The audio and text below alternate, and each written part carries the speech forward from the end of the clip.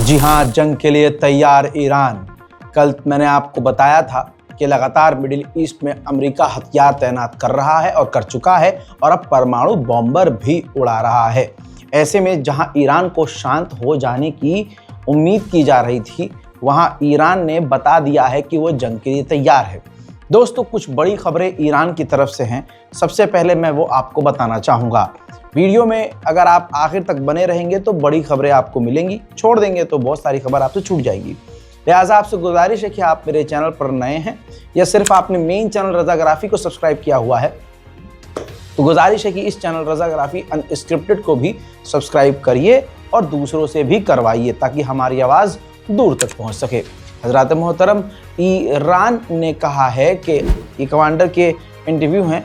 Iran ने आधिकारिक तौर पर कहा है कि हमारे ऊपर हमला होता है तो इलाके में हालात ख़राब होंगे, इलाके में जंग फैल जाएगी और वो देश भी लपेटे में आएंगे जो देश अपनी ज़मीन, अपना एयर स्पेस हमारे दुश्मन को इस्तेमाल करने की इजाज़त देंगे।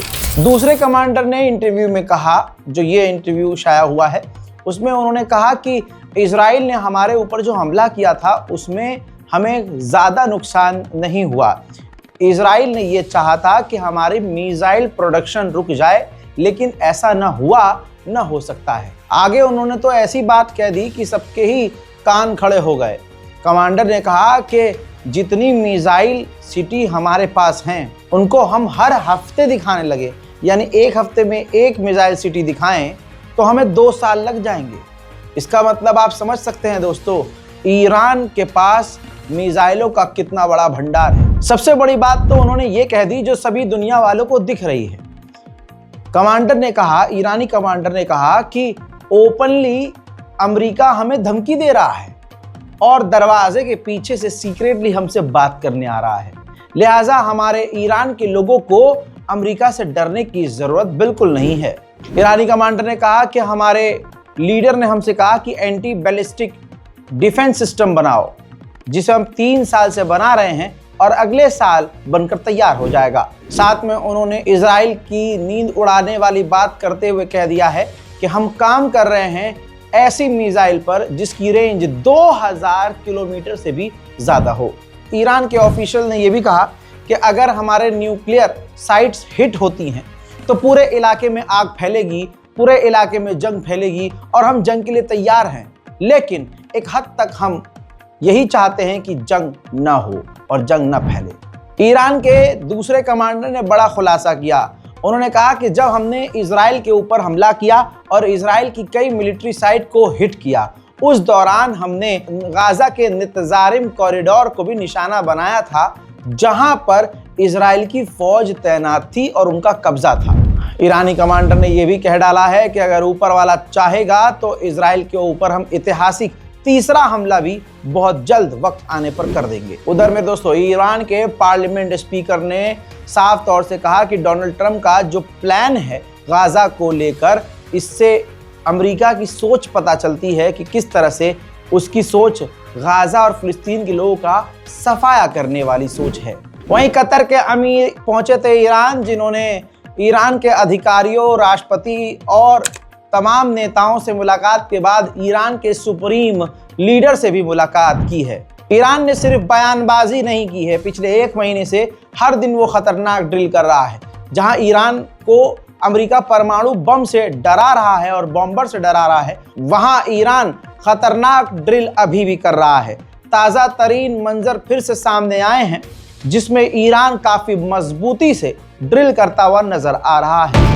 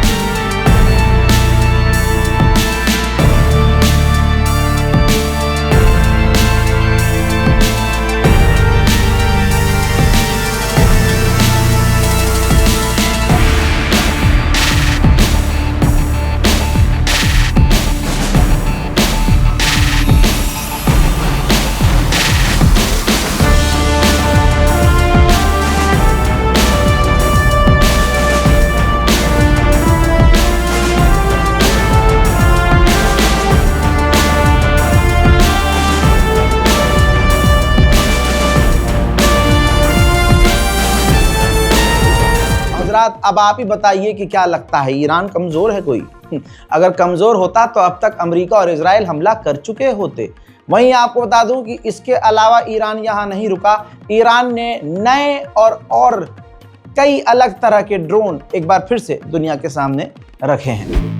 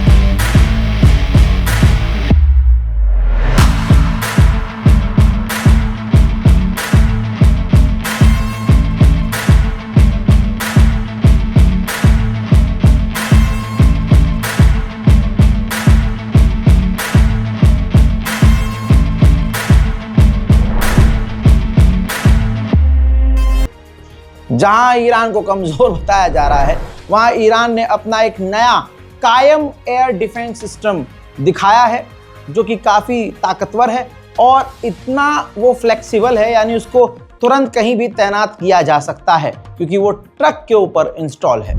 जहां ईरान पर प्रतिबंध लगाए गए हैं कि ईरान से कोई तेल न ले, इस ग्राफ के जरिए समझ लीजिए कि चाइना ने कम करने के बजाय ईरान से तेल लेना ज़्यादा कर दिया है। वहीं ईरान ने 2 बरतानिया के लोगों को गिरफ्तार किया है, वो कपल हैं। इल्ज़ाम ईरान ने ये लगाया है कि वो बरतानिया के कपल जासूसी कर रहे थे हमारे मुल्क की।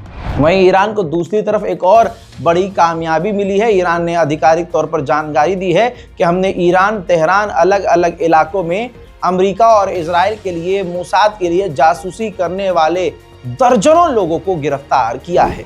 उधर अजरबैजान के प्रधानमंत्री ईरान पहुंचे। ईरान में उन्होंने मुलाकात की है राष्ट्रपति से और ईरान के बड़े आला अधिकारियों से। कहा जा रहा है कि अजरबैजान और ईरान के बीच जो तलखियां थी वो धीरे धीरे खत्म हो रही हैं और अजरबैजान अपने रिश्ते ईरान से ठीक कर रहा है। वहीं सबसे बड़ी खबर ये तस्वीर है।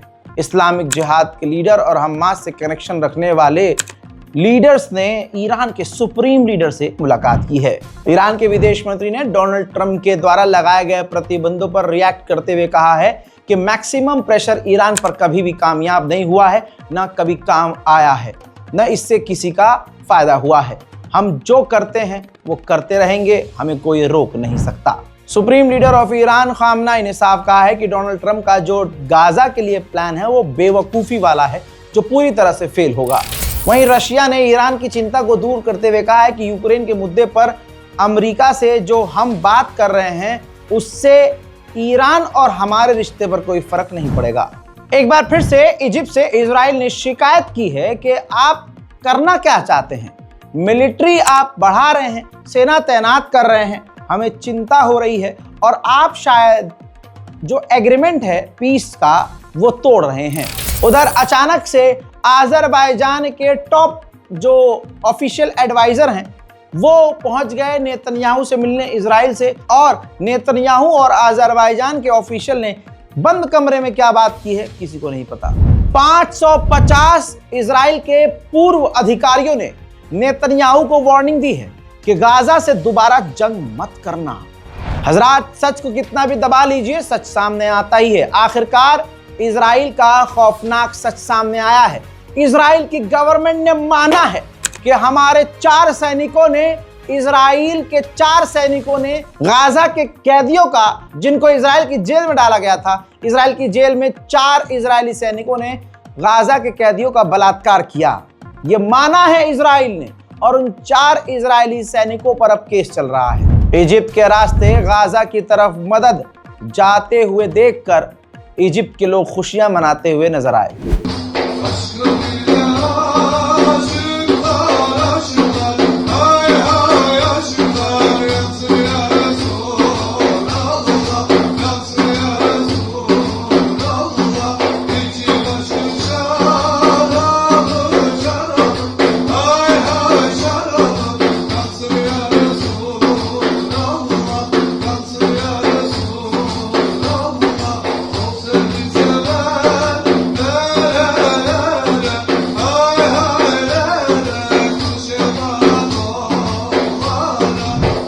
जॉर्डन के किंग ने कर दिया है कमाल। अंदर के सोर्स बता रहे हैं कि जॉर्डन के किंग ने मना लिया है डोनाल्ड ट्रंप को कि इजिप्ट का जो प्लान है वो काफी बेहतर है और उस पर आप राजी हो जाइए। खबर आ रही है कि डोनाल्ड ट्रंप कहीं ना कहीं राजी हो गए हैं। उधर 70 अल्ट्रा ऑर्थोडॉक्स इजरायली लेबनान के अंदर घुस गए कि ये जमीन पर हम कब्जा करेंगे, पूजा पाठ करेंगे। इजराइल की सेना ने उन्हें रोका कि देखो यहां पर अभी हम कब्जा कर रहे हैं, यहां से बाहर चले जाओ, खतरा है। मना करने पर अल्ट्रा ऑर्थोडॉक्स इजरायली उन 70 लोगों की भीड़ ने पथराव कर दिया इजराइल की सेना पर लेबनान में, और इजराइल की सेना बुरी तरह से घायल हो गई। जिसके बाद इजराइल की सेना ने लाठीचार्ज किया और उन 70 इजरायलियों को घसीटकर इजराइल ले आए। रशिया ने ऑफिशियली जानकारी दी है, कंफर्म किया है कि बहुत बड़ी मीटिंग होने वाली है हमारे और सीरिया के ऑफिशियल्स के बीच। वहीं बशर अल असद, सीरिया के पुराने राष्ट्रपति ने जिन यहूदियों को अपने मुल्क से 30 साल पहले, 20 साल पहले, 10 साल पहले निकाला था, जिनको भी अब वो सब वापस आ रहे हैं सीरिया के अंदर। इससे एक चीज क्लियर हो गई है कि जोलानी की सरकार इजराइल के आगे पूरी तरह से नतमस्तक है। Middle east special report part 2 में फिलहाल के लिए इतना ही। फिर से लौट रहा हूं थोड़ी ही देर में और बड़ी जानकारियों के साथ। तब तक के लिए जय हिंद।